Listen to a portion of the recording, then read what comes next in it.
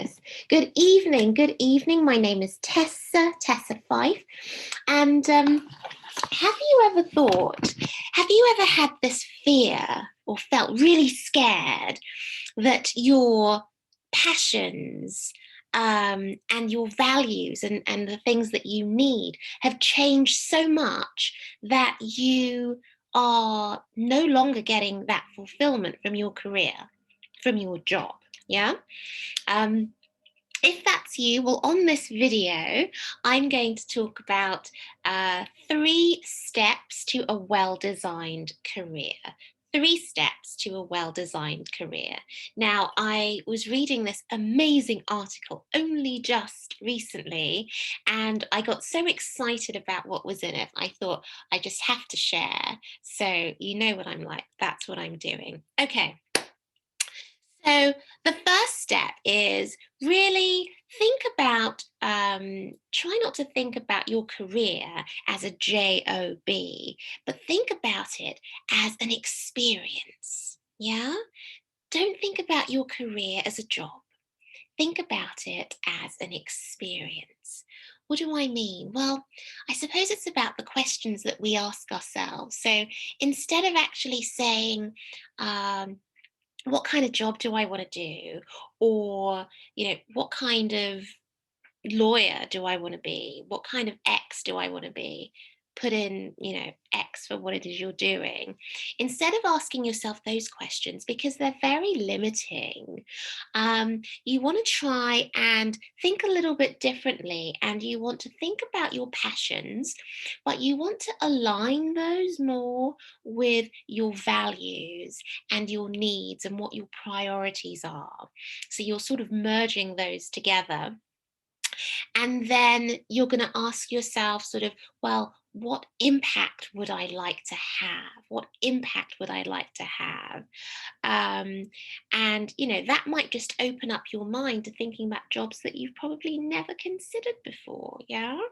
So when you're thinking about aligning what your values are and what's important to you with what you're doing, just an example would be someone like me I'm vegan. I probably wouldn't feel incredibly fulfilled writing a blog for an animal foods company or, a dairy farm. It's probably not going to be my thing. So think about aligning yourself in that way. Okay, are you with me? Let's keep going. Step 2. So let's say you've done step 1, and maybe even at this stage, you've started to get ideas. Don't jump into it straight away. The next step is about doing a little bit of a mind mapping exercise, but it's quite a fun exercise. And the whole idea is to try and, respond quickly with word associations without your brain, the logical part of your brain, getting in the way. So you start off with a word in the middle, yeah? And then it's like a quick fire round. You start mentioning words that just come to you that are associated to that word, and you make a ring of words around that word in the middle. Yeah, don't think about it too much, don't overthink it. And then once you've done that, you look at the words in this first ring, and then you do another outer ring of words, but a word association with each of those words. Just go with it, just play with it, and then you have an outer ring of words as well. Are you with me? Then once you've done that, you just want to have a look. I mean, chances are a lot of the words are unrelated to each other. But this article was talking about seeing patterns. So um, you might just see a combination that sparks ideas, and it's all about producing ideas. Yeah. So you may get a couple of ideas, you may get loads. If you start to get more than 5 ideas, apparently that's not too good, because it's going to be even harder for you to choose. So try not to get too carried away. Just focus on a few. If you don't trust yourself terribly, then bring a friend in, bring in a friend who knows you and also understands your quest and what you're about and what you're looking for. They'll help you. Step number 3, we're nearly there.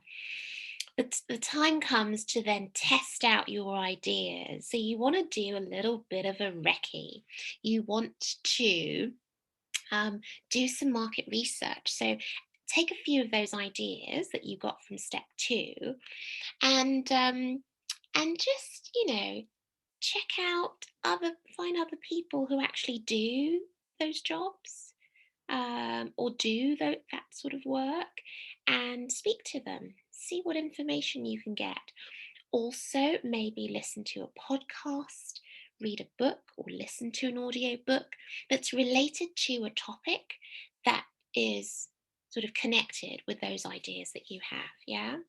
Or you might like to create a bit of a mini experience. So you could attend a conference that's on that topic. You could perhaps reach out to people for shadowing opportunities so that you can get an idea of what a day in the life of that, you know, career or that job would look like. Um, and yeah, and then you can sort of get some rich ideas from that so that you don't have to feel scared when you get that feeling of this is no longer me. you know um what I took away from the article as well was that really our passions change. We're always evolving. Our values, might change. The focus of our values might change. Our priorities definitely change. So we shouldn't be too hard on ourselves when we realize that actually the thing that we used to do so much and used to enjoy doing, we don't anymore. Yeah. So I hope you got value from this video. Comment down below. Let me know what was your biggest takeaway. Comment down below. Let me know what was your number one takeaway from this video. If you would like to know, what it is that I have done or how I have started a new path that doesn't interfere with my current lifestyle, it doesn't interfere with my current commitments, then send me a direct message and I will be happy to share with you. There's no need to feel fear or let the fear overwhelm you when you get to this point in your life, if in fact you are there. My name is Tessa Fife. I hope that you connect with me more on my blog, tessafife.com. And I look forward to seeing you on the next video. And comment down below, let me know what this new format is like, because I'd be interested to know. Okay, take care. Bye.